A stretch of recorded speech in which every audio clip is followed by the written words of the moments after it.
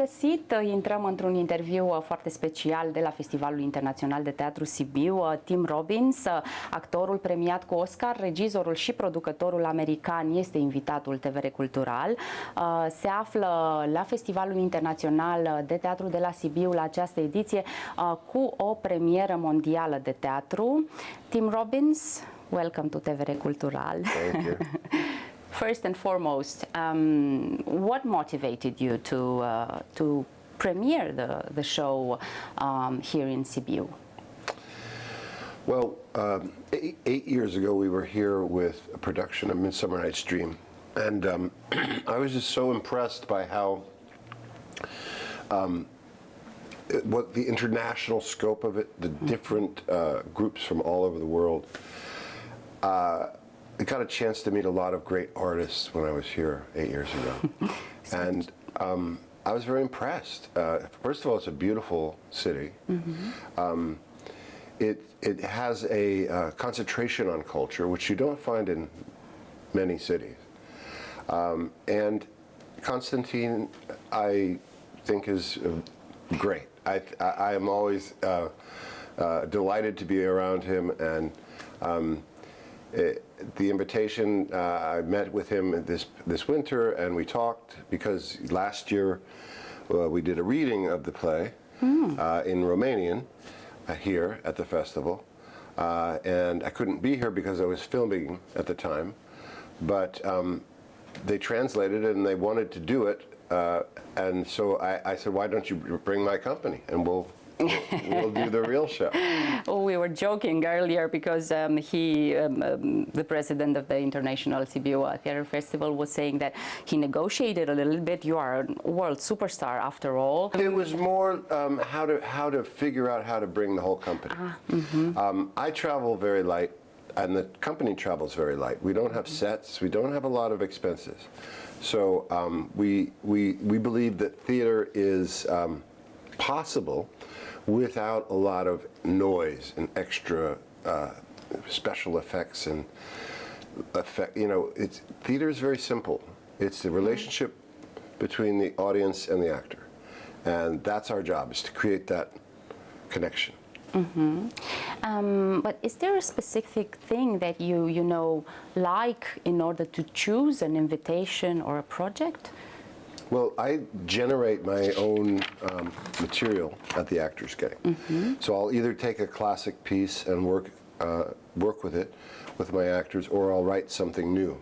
And this was something I wrote 3 years ago during lockdown. I was quarantined in a hotel in London, and I started to write this. Very interesting. And I just felt it was. You know, it was something that needed a response. It was a massive scope, what the play is about. This never happened before, locking down an entire world, not in human history. And so for me, the questions were huge. And it felt like the kind of questions that were asked in the classic Greek theater, the way theater began, which was a public forum for the citizenry, and actors portraying something that meant something significant to the people and the citizenry. So if the play was about war, it was talking to the Athenians about the war that they had just been through, and the tragedy of that, and the mistakes of that. And so they had to take make a dialogue between actor and God and audience. And so for me, the scope of what happened was that much. It was a Greek tragedy. It was a Greek comedy. As I view it, lots of contemporary issues in the play, from hedonism to cancel culture, even to inclusion, from a perspective, of course, that also brings some of the America's history in discussion, right? Why did you choose to put such contemporary issues in a very classical theater form, you know? It's very interesting, especially in nowadays. Because that's what the Greeks did. Yeah. They were talking about their current time. They weren't talking about hundreds of years ago. They were talking about what mattered to the citizenry in Athens. Is it still possible? I'm asking. You Yeah. see, people are very conflicted nowadays. I think it's essential. Without dialogue, we descend into madness and chaos and violence.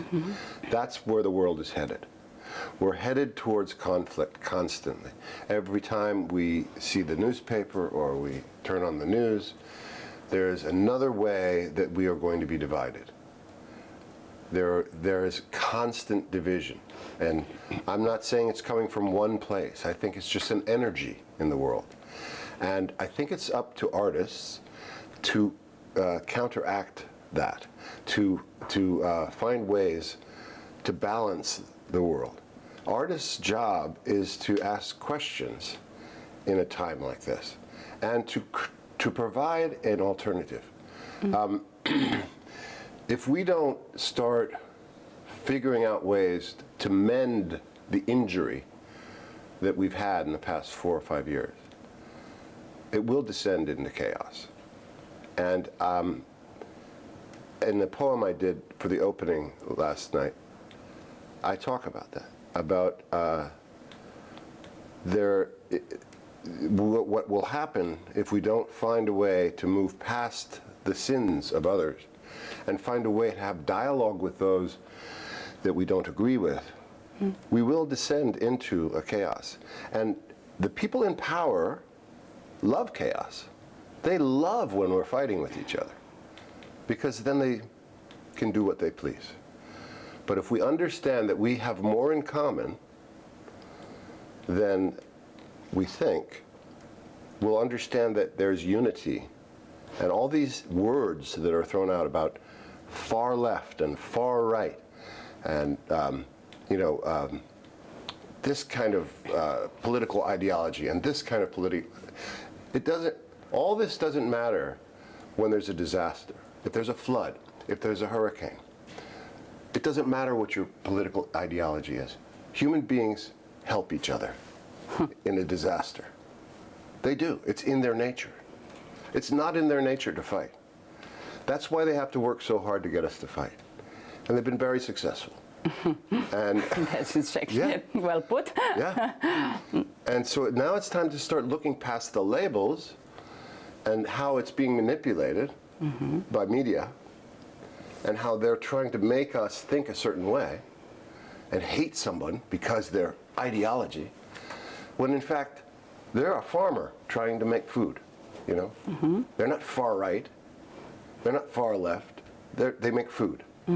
How was the reaction of the American public versus the Eastern European public? Might be interesting, right? Yes, I was talking to the actors about this last night. In America, everyone's laughing through the play, and so when you're touring a comedy, people are reading, so it's not easy to laugh when you're reading, right? There was laughter, but not as much. What happened, though, was that the audience was more attentive to the content here. So the actors were viewing the audience like, oh my God, that's the energy we had in the theater last night. It was beautiful energy. We are going to in the fall we will play again in Los Angeles, but first we go to Poland, and we're going to be playing there. And we hope to take this wherever we're invited, because I believe it's a play that is asking important questions about what just happened. And I think the tendency right now is to forget it, to forget that happened. And it's interesting because if you look, there aren't a lot of plays or movies or songs or books about the pandemic in 1918, the Spanish flu, yeah? You think of it, there's no movies, there's no stories about it. Why? I think it's similar because I think people behaved in a bad way and they didn't want to remember it.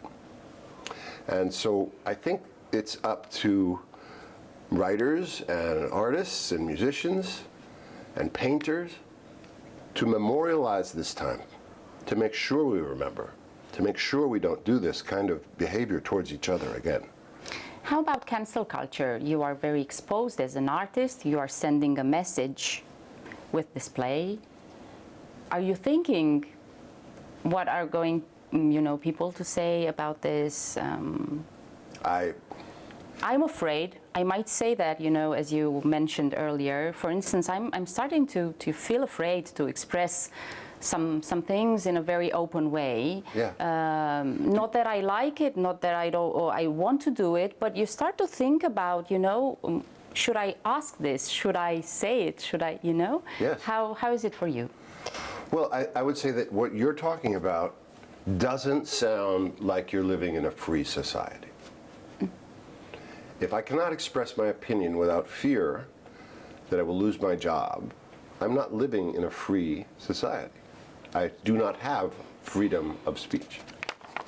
So this is the danger of cancel culture, is that it starts with something that might be legitimate, and then the dam opens, the floodgates open, and before you know it, we're canceling people for thinking. And this is very dangerous. And I refuse to participate in this kind of culture. I think it is antithetical to the way that humanity should operate. Freedom of speech means that there will be things said that you do not like. Freedom of speech means that you have to allow an opinion that you don't like, because that's freedom. If you regulate speech and certain opinions are de rigueur, forbidden, you're not living in a free society. And I think we remember from Eastern Europe how it used to be, and how you couldn't say certain things. And the cancel culture was coming from the Communist Party. Exactly. Big cancel culture, like put you in jail cancel culture, like kill you cancel culture. Mm-hmm. I think this is it's more, less severe than what the Soviets did, the cancel culture, but watch out. Because once you accept the concept of it, it will grow. And it will become where they are putting people in jail. They are forbidding rights. And we saw how quickly that can happen, just in the last 4 years. Because if you did not comply with what the state wanted regarding vaccines, they could cancel your life. They could take away your freedom. They could take away your ability to travel, to go out on the street. That just happened. Mm-hmm. That just happened. We can't just let it be forgotten. It's a very dangerous thing, regardless of how you feel about vaccine. As a human being, you should be concerned that the government had the power to do that. Let's get back to Topsy-Turvy. What did you tell the actors when the play was, when you finished writing the play?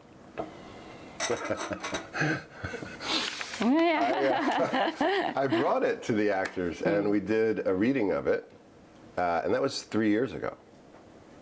And we all decided it was too soon to do. Because of what you were just talking about. Because there's certain... So you feel it too? Oh, absolutely. Okay. I absolutely feel it. But I have decided that, I think because I have a reputation and I have had a career, I think it's people like me that have to put themselves out there. I can understand someone that's younger and starting their career, how difficult it must be. And the problem is that when you have an intimidating environment like that, you're producing not individual artists, nothing that is going to create anything new. You're going to create a compromise.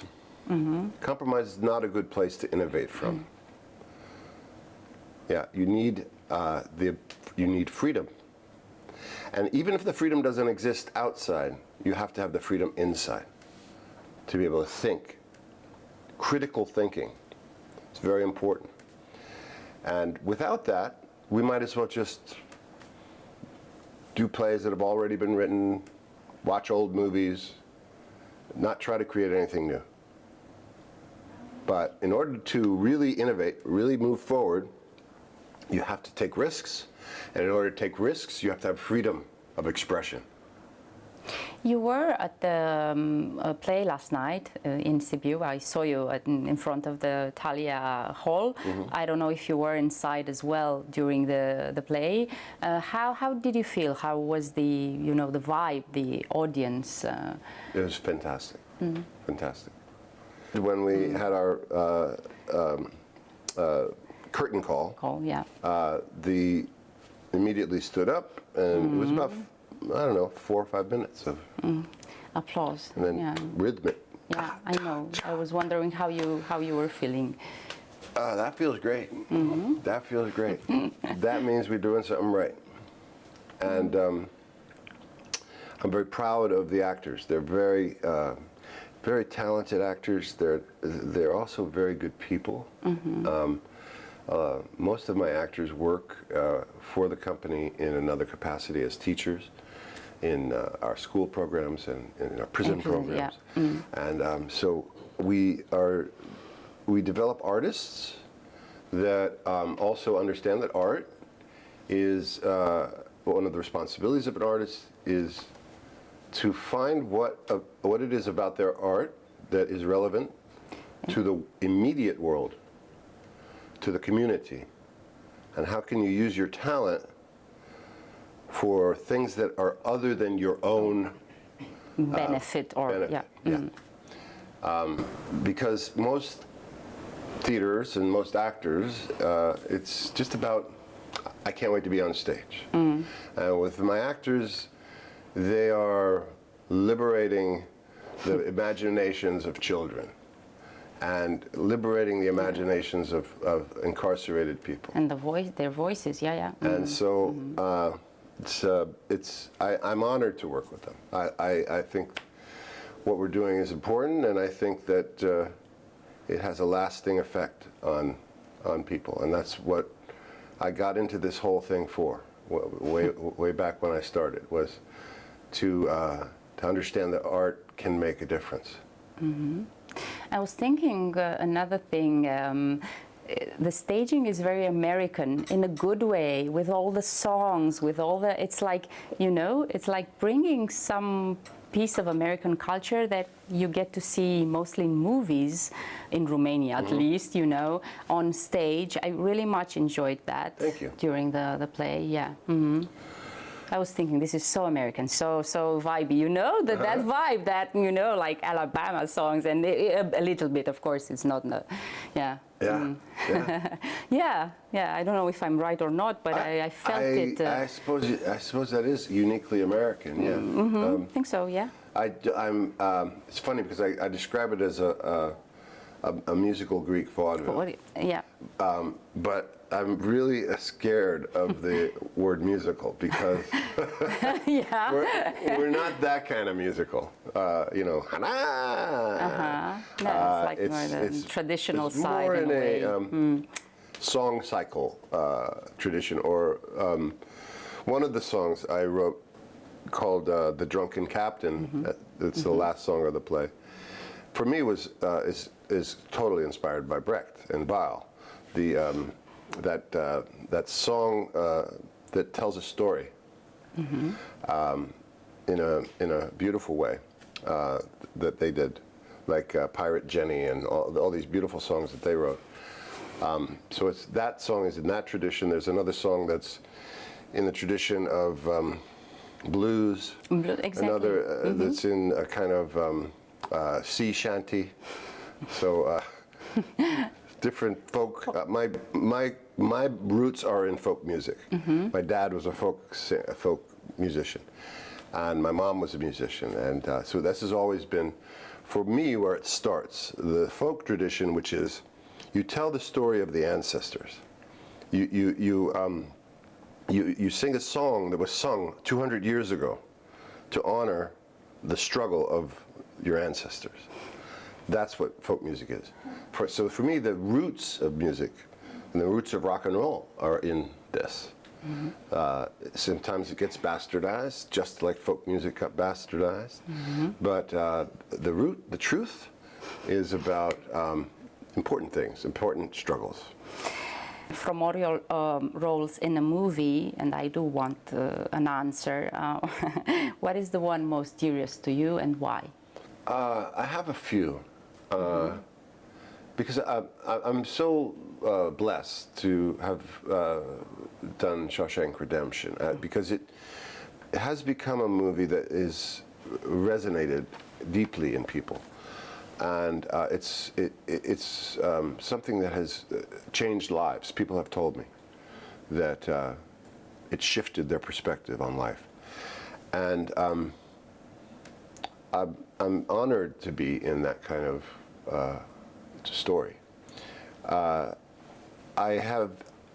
did 3 movies that weren't seen that I'd like to mention because it's very easy to see Shawshank Redemption, but there's a movie called The Secret Life of Words that Isabelle Cossette did that I believe is a beautiful film, and one called Code 46 that Michael Winterbottom did, and one called Catch a Fire by Philip Noyce did.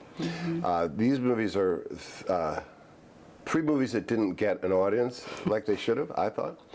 But that's okay because, it doesn't matter how much money you make in a movie. It matters whether it lasts. And Shawshank didn't make a lot of money when it started. And it was considered a failure. And time has told the economists that they were wrong. That it's more important to tell a story that resonates with people for generations. You can make a splash, and you can make an action movie that makes a lot of money. But where is its heart, and how does it connect? And does it connect? Or is it just about putting bright things in front of your eyes and distracting you? And I'm more interested in the stories that last. And I'd also mention one other film called Cradle Will Rock that I directed. And it came out in 1999, and it was not distributed. And I believe in this film. I think it's a good film, and I'd encourage you all to go see it. And the last question, as this edition of the festival is about friendship, who's your best friend, Tim Robbins?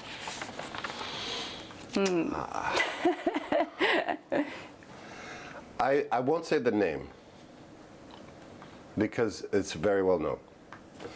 But I will say that we have been friends for, I think, about 30 years now, and I wrote this poem, the first poem I did at the ceremony last night for this gentleman.